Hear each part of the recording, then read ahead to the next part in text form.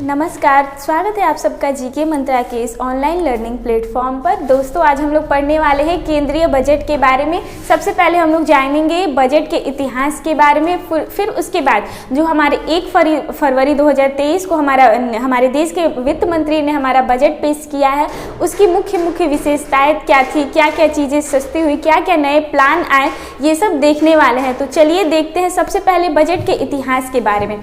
सबसे पहले जो बजट वर्ड है यह जो है फ्रेंच भाषा के बुल्गा शब्द से उत्पन्न हुआ है। बुल्गा जिसका मतलब होता है चमड़े का थैला। बजट के इतिहास में सबसे पहले देखते हैं, बजट जो शब्द है वह फ्रेंच भाषा के बुल्गा शब्द से उत्पन्न हुआ है, जिसका मतलब होता है चमड़े का थैला। इसकी कहानी ऐसे है कि सबसे पहले रॉबर्ट वॉलपोल, जो कि इंग्लैंड के प्रधानमंत्री थे, वे सबसे पहले 1721 ईस्वी में अपने देश के वित्तीय प्रस्तावों को प्रस्तुत करने के लिए अपने पार्लियामेंट में गए थे और अपने जो भी वित्तीय प्रस्ताव के दस्तावेज थे उनको एक चमड़े के थैले में लेकर गए थे। तो चमड़े के थैले को लोगों ने बोला, उनका मजाक उड़ाकर बोला कि इन्होंने बजट लाया है। तो तब से हम लोग जो भी हमारे देश के वित्तीय प्रस्ताव होते हैं, एक वर्ष के अंदर आय और व्यय के जो भी हमारे प्रस्ताव होते हैं, तब से यह शब्द बजट फेमस हो गया। और जो भी एक साल के अंदर हमारे आय और व्यय के वित्तीय प्रस्ताव होते हैं उन्हें हम लोग बजट बोलते हैं। तो बजट का इतिहास में हमने देखा कि यह बुल्गा शब्द से उत्पन्न हुआ है, जिसका मतलब होता है चमड़े का थैला। ठीक है, सबसे पहले बजट पेश किया था 1721 ईस्वी में रॉबर्ट, इंग्लैंड के प्रधानमंत्री, इंग्लैंड के पीएम रॉबर्ट वॉलपोल ने। ठीक है,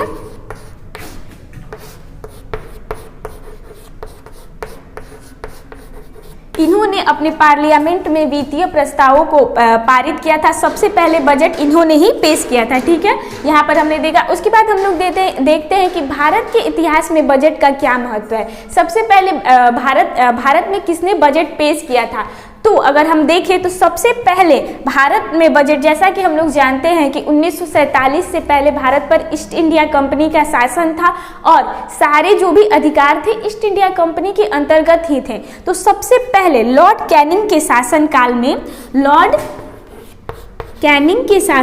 में सबसे पहले लॉर्ड कैनिंग के शासनकाल में 18 फरवरी 1860 ईस्वी को जेम्स विल्सन ने भारत का बजट पेश किया था पार्लियामेंट में। ठीक है, तो लॉर्ड कैनिंग के शासनकाल में, जो कि हमारे उस समय हमारे देश के वायसराय थे, शासनकाल में 18 फरवरी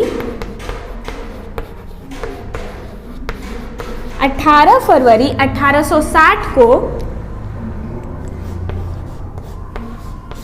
जेम्स विल्सन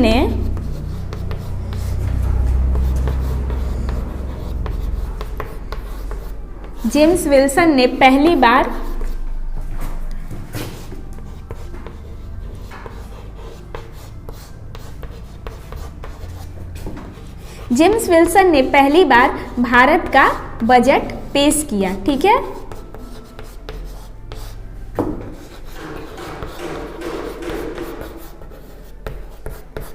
हमारी एग्जाम में इस प्रकार प्रश्न पूछे जाते हैं कि भारत का बजट सबसे पहले किसने पेश किया और कब पेश किया। तो 1860 ईस्वी में जेम्स विल्सन ने भारत का बजट पेश किया था। और उस समय अगर पूछे कि भारत का वायसराय कौन था, यानी कि भारत पर किस वायसराय का शासनकाल था, तो उस समय वायसराय थे लॉर्ड कैनिंग। और जेम्स विल्सन को ही भारत में बजट का जनक भी बोला जाता है। ठीक है, तो बजट का जनक भारत में कौन है, तो जेम्स विल्सन। इसको लिख लीजिए, बजट का जनक, क्योंकि इन्होंने ही सबसे पहली बार भारत में बजट पेश किया था। भारत की आय और व्यय के जितना भी एक वर्ष का लेखा जोखा था, इन्होंने बताया। ठीक है, बजट का जनक किसे कहा जाता है भारत में, तो जेम्स विल्सन को।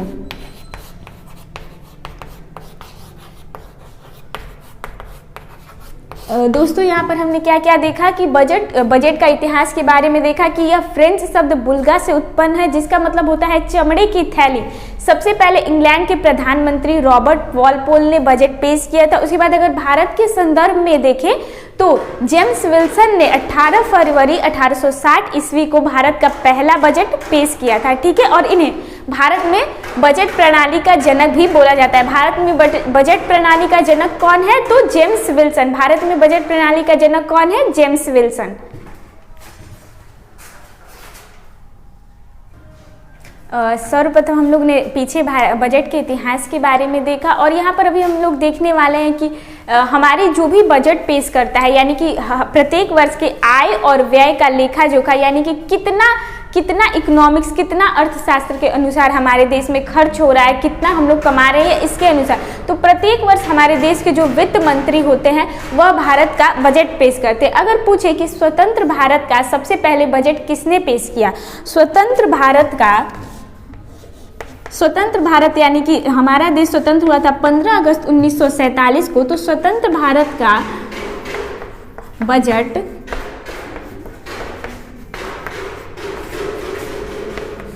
सबसे पहले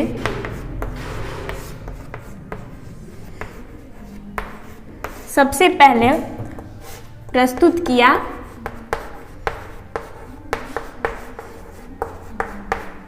आर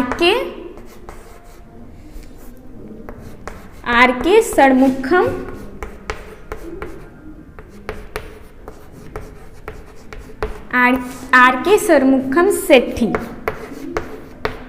जो उस समय हमारे देश के वित्त मंत्री थे, ठीक है। क्या सबसे पहले हमारे स्वतंत्र भारत का बजट सबसे पहले किसने पेश किया? तो आर के षणमुखम सेठी, जो हमारे देश के प्रथम वित्त मंत्री भी थे। अगर पूछे कि गणतंत्र भारत यानी कि जब हमारा देश कब गणतंत्र हुआ था, तो 26 जनवरी 1950 गणतंत्र भारत का पहला बजट किसने पेश किया? ठीक है, गणतंत्र भारत का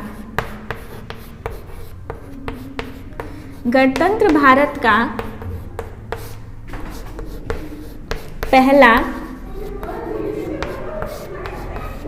बजट किसने पेश किया? ठीक है, तो गणतंत्र भारत का जो पहला बजट है वह जॉन मथाई ने पेश किया था। किसने? जॉन मथाई ने।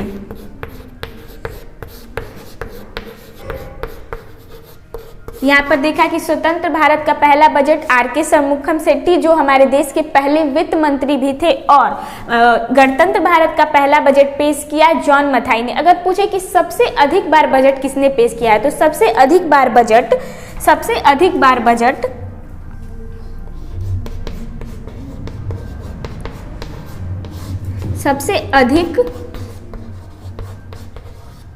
10 बार बजट, यानी कि 10 बार सबसे अधिक जो बजट पेश किया है वो मोरारजी देसाई ने किया है 10 बार। ठीक है, कितनी बार? 10 बार। सबसे अधिक 10 बार बजट पेश किया है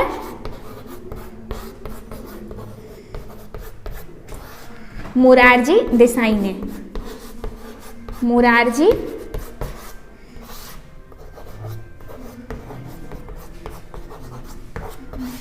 मोरारजी देसाई ने। अभी देखा हमने स्वतंत्र भारत का पहला बजट किसने पेश किया? आर के षणमुखम सेठी। उसके बाद गणतंत्र भारत का पहला बजट किसने पेश किया? जॉन मथाई। अगर पूछे कि सबसे अधिक बार बजट किसने पेश किया है, तो मोरारजी देसाई। अगर पूछे इसके बाद 9 बार बजट पेश किया है हमारे देश के प्रधानमंत्री पी चिदम्बरम ने। ठीक है, अभी हम लोग यहाँ पर देखने वाले हैं कि हमारे देश की प्रथम महिला कौन थी जिसने बजट पेश किया है। तो प्रधानमंत्री रहते हुए ही इंदिरा गांधी ने सबसे पहली बार बजट पेश किया था। वो उस समय उनके पास वित्त मंत्रालय भी था। तो सबसे पहली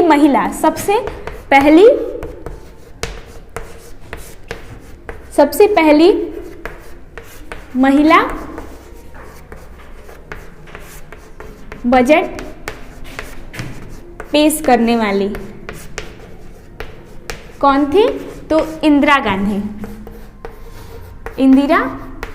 गांधी। वह उस समय प्रधानमंत्री भी थी और उनके पास ही हमारे देश का वित्त मंत्रालय भी था। क्या था? सबसे पहली बार बजट पेश करने वाली महिला कौन थी? तो इंदिरा गांधी। इनके पास प्रधानमंत्री रहते हुए भी इन्होंने अपना बजट पेश किया था। इसके बाद हम लोग देखने वाले हैं हमारे जो 2023 के महत्वपूर्ण बिंदु है बजट को लेकर, उसके बारे में। ठीक है, तो सबसे पहले हम लोग देखते हैं अभी हमारे देश के वर्तमान वित्त मंत्री कौन है। तो 2023 बजट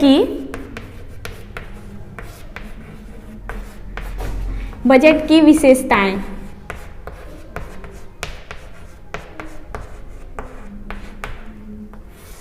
अभी हमने पीछे दोस्तों देखा बजट के इतिहास के बारे में। अभी हम लोग देखने वाला है कि 2023 बजट की क्या क्या विशेषताएं थी। तो सबसे पहली बात, हमारे देश की वित्त मंत्री जो है वह है निर्मला सीतारमण। वित्त मंत्री कौन है? निर्मला सीतारमण।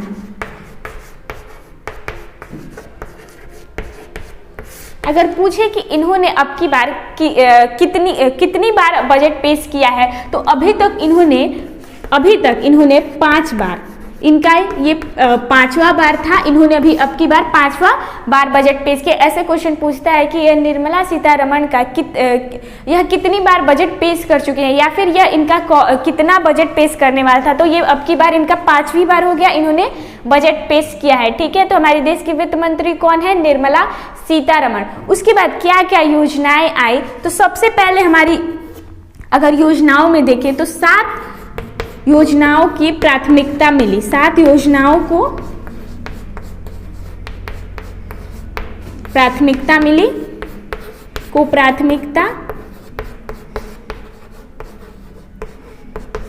जिसे कि सप्तऋषि योजना भी कहा गया है। सप्तऋषि योजना, तो ऐसे क्वेश्चन पूछेगा कि सप्तऋषि योजना किस वर्ष के बजट से संबंधित है और इनमें क्या क्या है। तो सप्तऋषि योजना किससे संबंधित है? तो 2023 के बजट से। इसमें क्या क्या था? तो पहला है समावेशी विकास। समावेशी विकास का मतलब है कि समान विकास, सभी का समान विकास। उसके बाद दूसरा है अंतिम व्यक्ति तक पहुंच। अंतिम व्यक्ति तक पहुंच, इसका मतलब हुआ कि जो हमारी योजनाएं केंद्र सरकार बना रही है वह गांव के स्तर तक भी पहुंचे, नहीं कि जो जहां पर वे बना रही है वहीं तक रह जाए। अंतिम व्यक्ति तक, जो हमारे निचले स्तर के भी व्यक्ति हैं जो गांवों में है, कुछ गांवों में है, उन तक भी वह योजनाओं का लाभ पहुंचे। तो दूसरा है अंतिम व्यक्ति तक पहुंच। उसके बाद है हमारा तीसरा है युवा शक्ति। युवा शक्ति पर भरपूर ध्यान। जैसे कि हम लोग जानते हैं कि भारत युवा शक्ति में सबसे अधिक प्रबल में से एक है। उसके बाद हमारा चौथा है बुनियादी ढांचे का विकास, यानी कि हमारे जो भी इंफ्रास्ट्रक्चर हैं उनको अच्छे से करना। बुनियादी ढांचे का विकास। उसके बाद पांचवा देख लेते हैं। पांचवा जो है हमारा वह है हरित विकास, यानी कि जो भी हमारी एनर्जी है, सोलर एनर्जी, विंड एनर्जी, उन सबको अपने जो भी हमारे अपने पास है उनको अच्छे से अधिक महत्वपूर्ण तरीके से यूज करना, जिससे कि हमारे देश की जो भी हमारी संपत्ति है वो अच्छे से रहे। ठीक है, हरित विकास। इसके बाद 2 और हैं। ठीक है, यहाँ पर हमने क्या क्या देखा? समावेशी विकास, अंतिम व्यक्ति तक पहुंच, युवा शक्ति, बुनियादी ढांचे का विकास यानी कि इंफ्रास्ट्रक्चर सही होना चाहिए। उसके बाद हरित विकास जैसे कि सोलर एनर्जी, विंड एनर्जी, ये सब को लेकर। उसके बाद है हमारा निहित क्षमताओं का विकास। ठीक है,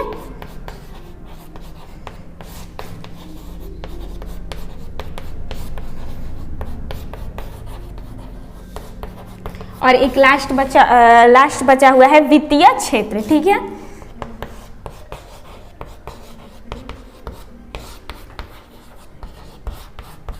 क्या क्या यहाँ पर देखा कि हमारे देश के वित्त मंत्री ने 5वीं बार अपना बजट पेश किया है, जिसमें कि 7 बातों पर बहुत अधिक प्राथमिकता दी है, जिन्हें सप्तऋषि योजना भी कहते हैं, जैसे समावेशी विकास, अंतिम व्यक्ति तक पहुंच, युवा शक्ति, बुनियादी ढांचे का विकास, हरित विकास, उसके बाद निहित क्षमता का विकास और वित्तीय क्षेत्र।